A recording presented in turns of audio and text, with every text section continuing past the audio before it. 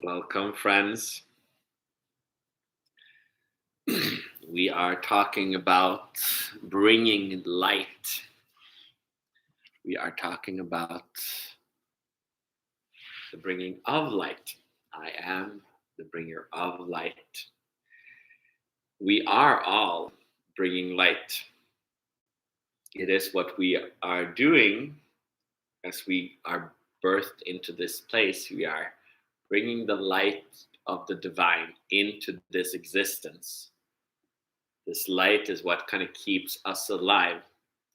It's our consciousness that we are allowing to kind of seep through our existence. And as we are given parents, our brothers and sisters, our ego, this is where our teachers are that helps us uphold the energy of light. So in the process of body being, we can return this light back to its simple connection. It is returning it from the kind of heaviness of attachment, of needing a teacher, needing your parents, needing your family, your connection to your ego, where like this energy of the light is kind of fragmented. So people kind of feel bliss more when they smoke or when they dance or when they sing or when they take a shower, when they masturbate or when they go for running or they work or they talk with certain people, with their family, with their it's the connections. We stay connected to our light through our connections with our family, with society. We have this ego kind of created this connection to light.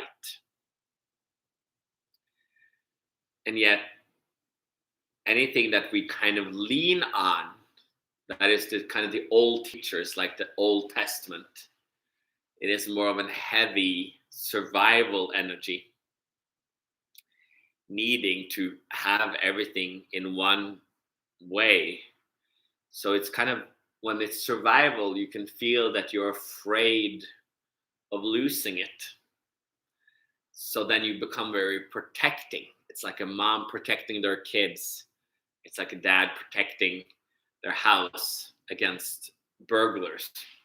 So that there is that energy of anger or like power that is needed. That is where we come from. Our society has been protecting our fat kids, protecting our society, our house.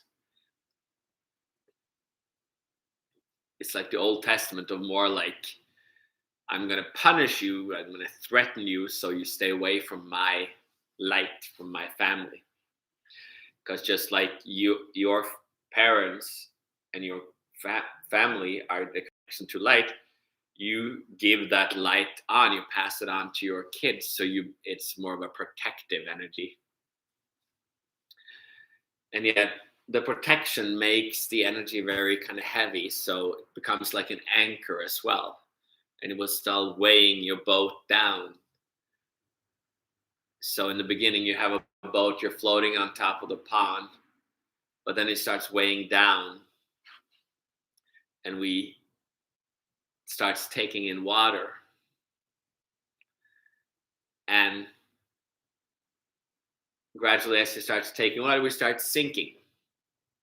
So then we start swimming instead.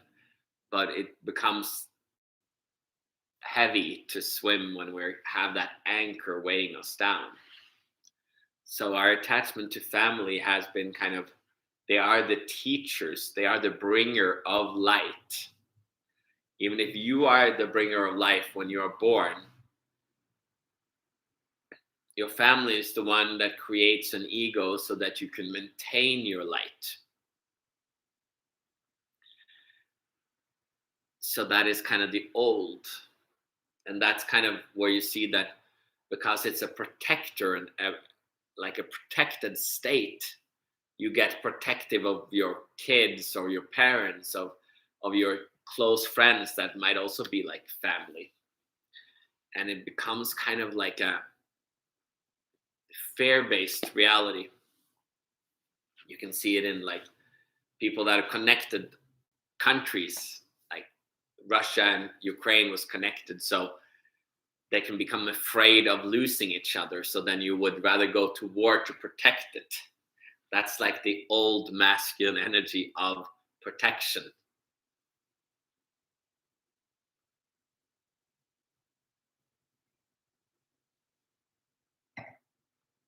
But we can also return this energy of light, this energy of life, this energy of consciousness. We can let it return to simplicity, to ease. That is what we're kind of bringing here, and that is what I'm bringing. I'm bringing light because I have discovered a different journey. I discovered that we can release the attachment to family, to our emotions, our beliefs systems of just protection.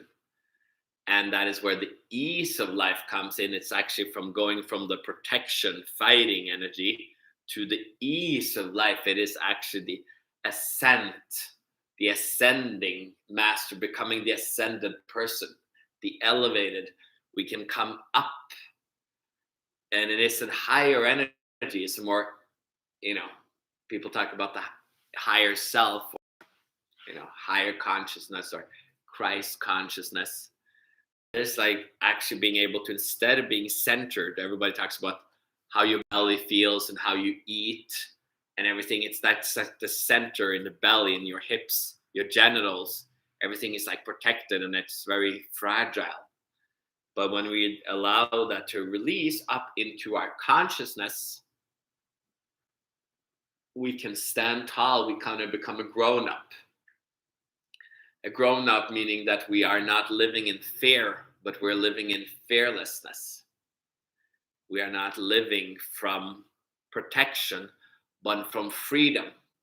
That is a choice that we now can make. We can dare to step out naked into the wild wilderness. Step out and allow yourself to meet life. Then you are returning to the light within you. But we have to kind of figure out not the attached light that is attached to your friends or to sex or through working out or through showering or through food or drinking or whatever, or your kids, but to that which is, that which you always were, that light source that is eternal. To the center, yes.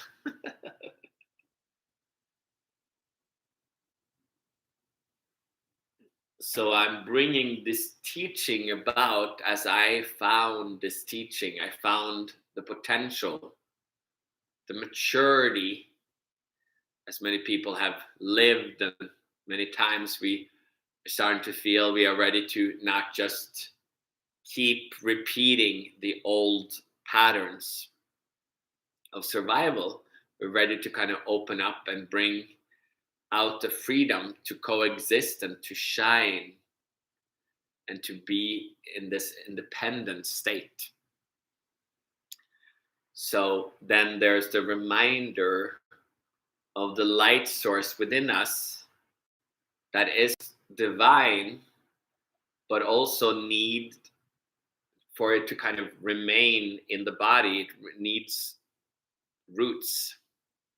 We need to go all the way down into the ground, into the depths of the earth, the green, to balance, to be able to hold this energy within. When there's different techniques, there's the sauna, or there's a pipe ceremony, or there's like tantra, or there's yoga.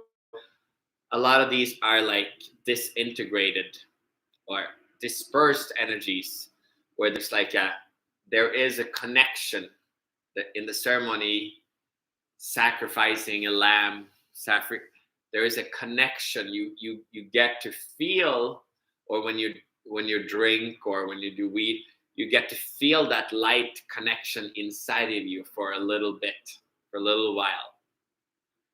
But when we are bringing the understanding into ourselves as kind of the simplicity of human being, we can kind of return it to the grace of being, where we can allow these attachments to our surroundings release, so that we can kind of simplify this spider's web. It doesn't have to be all heavy. They see if you have a spider, and if you give the spider like LSD or weed or different stuff, you will see that the spider's web becomes completely different. Some spider's web just becomes completely heavy on one side or on the front, and there's like big holes in it. But the normal spider web is like equally balanced. So when we have these attachments, our energy body, our connection to light might be very heavy to one side, or to our mind, or to our emotions, or to our genitals, or to our feet, or to our... So we need all these external stimuli to kind of stay connected to the light. And yet the essence of that light is within us. So when we allow it to return to our body, we can kind of return to that light connection. And then it just then we bring those roots back in, so they kind of just don't go all the way too far out, because we want to let other trees be around us. So we bring them in, but then we just go deeper within, so we get stable, so we can handle the storm and the lightning without falling over. If all the roots are on one side, if a wind comes this way, we get knocked over. So you see some trees that are like, everything is on one side because there is nothing here. So all the roots are on one side because that's where the soil is fertile. But if the wind is from the wrong place, it will literally knock the tree over. And that's the thing, same thing with the spider's web. When you're on different kinds of drugs, you might be attached to different desires, to different light sources that will make you kind of unstable. And that's when people suddenly get hit with emotions, hit with anger, hit with sadness, hit with desire, hit with ecstasy, but it's kind of flimsy. It's like unstable. You lose yourself. It's like falling in love. You don't even remember when you don't even see the person you fell in love with until like a year after. Be like, wait, what? Who did I fall in love with? So we have this, it feels good, we can connect with it, but gradually we realize that's the child's game, chasing after bliss, after all these different kind of drugs, after this kind of stimuli, after porn, after beauty, after food, after friends, special friends, the ones that we connect with, not the toxic ones. But then in the moment we meet a toxic friend, we get knocked over, because there's still kind of weaknesses within our spider's web. So that is kind of where this requires more maturity. It's not like therapy where I just have to get fixed. It is that I want to see, I welcome in the experience. It comes from the choice. I welcome the experience to be able to see and meet people that will mirror where I'm stuck, that will trigger us, that will show us our weaknesses.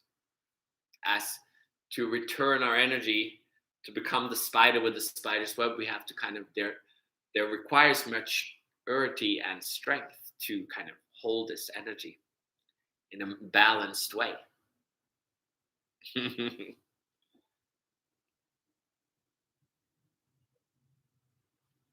So as I have kind of gone this journey and I've kind of found this light source, and then you kind of return this energy, the spider's web become many levels, and then you kind of connect up and you connect down, and you can see that it becomes like a cocoon where you kind of are like you're stable and you're protected, and you're like, but you're connected through a string so you can handle the wing, and then gradually from the cocoon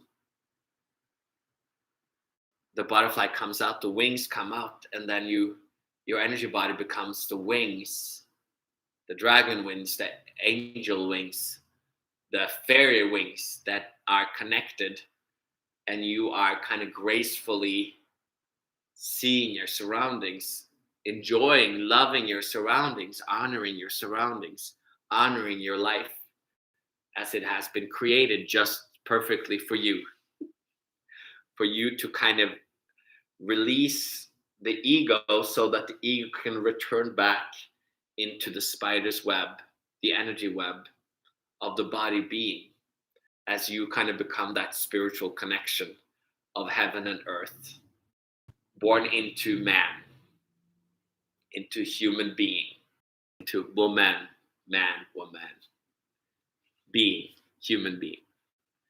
So that is where we are kind of opening up. And it's not necessarily always comfortable because you will get shaken. There's storms coming sometimes. But then gradually you will be able to enjoy, and sometimes it takes a little while to see, why is this person annoying? Why is my job, why is my boss annoying? Why is my kid annoying? Why is my husband annoying? Wife annoying? Why are my friends annoying? Why is my city annoying? Why is my body annoying? Why am I ugly and fat? Or why do I feel fat or ugly or skinny and scrawny and dead? But that's, we're connecting. So then sometimes we will meet the vanity of body. And the fear of death, which is beautiful in the body, the fear of old age.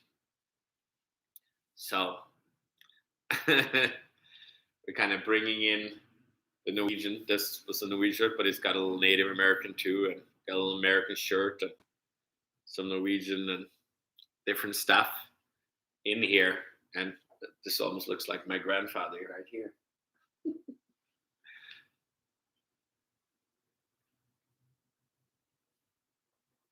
So we're bringing, and the bird is watching. It's a little cardinal. Fat cardinal woman with like a little pink beak. No, purple. Yeah, purple beak. No, orange beak. It's far away. So we're connecting with Earth, connecting with where we are. And we are kind of led where we need to be. Our job leads us where we need to be, where there's the faith, the spiritual faith to connecting and to listening to where we are needed to be to unravel this gift that is ourselves, that is that connection. So then from the old teachers that were your parents, the old teachers of parents, then I kind of step in as a new teacher, but the teacher is you and the experience of life. And I'm kind of bringing that shine and showing that there is a path, showing that the trust, the faith to surrender to this journey. As it takes a while and the teaching has been somewhat hidden because it hasn't totally been time yet. But now there is time. There is beauty coming in, and there is grace as this ease are kind of releasing and connecting our being into our body and centering us into the body. So these Wisdom Wednesdays, or like one-on-ones, or our retreats, that is or my books, that is where we're bringing in the wisdom of spirit into our body. As you close your eyes, as some of you guys probably are doing, or you'll keep them open, but you can sit back and kind of relax your shoulders, drop them down, and just kind of let them shake them down. And then you kind of shake your hips down, and then we kind of bring this energy, whether you are new or old, or see this now or in 10 years, there is a connection that you can bring to this teaching, to this energy. Allow it to come in just like a breath. Just, it kind of embraces your heart, embraces your body, and drops down into your feet, into the earth, into your toes, into your groin, into your butt. And it kind of just like caresses you. It kind of becomes this gentle energy of just a spider's web. It just kind of swings, sways in the wind. Just kind of, your body, when it breathes, it just kind of is just kind of a wobbling.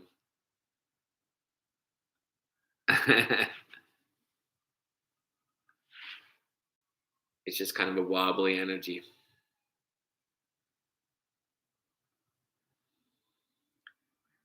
And that's why we're kind of getting to know our bodies, the strength of the body, how it can kind of handle more and more energy as you become more and more stable, and yet at ease. Stable but light. So it's daring to be in love and be like happy and excited, and yet relaxed. So you become like a baby again, but a grown up. You're enjoying life, and you do your life, but at the same time you can enjoy it, but you're not too attached to it. So it's that balance that comes in. And then it kind of comes through again like a cough, or you might have to feel like you have to pee, or feel like this yawning, this kind of tired energy as it kind of comes through. It's like sleeping when you're just kind of surrender. The surrender. I had one of my clients, he was suddenly saying kind of like, yeah, when we have a session, he just feels like it's like always that challenge to dare to surrender. I'm here to kind of challenge you to surrender to that which is beyond, to keep there and to open. So that's what we're doing. And I love some beautiful comments here. And if you watch this later, like, please comment and ask some questions, or connect, or like and share. It kind of gives me some, then everybody can kind of show how they connected with it. And it gives me ideas and inspiration for the next Wisdom Wednesday, or for other talks, when I see how people are connecting to it. So everybody's connecting at different levels, some through more mind, some through more heart, body, sexuality, soul, spirit. And everybody has different families and different nationalities, or different genders, different identities. So then when you comment, then it gives me a feeling of what's going on, and why you showed up, and how you connected with this one. So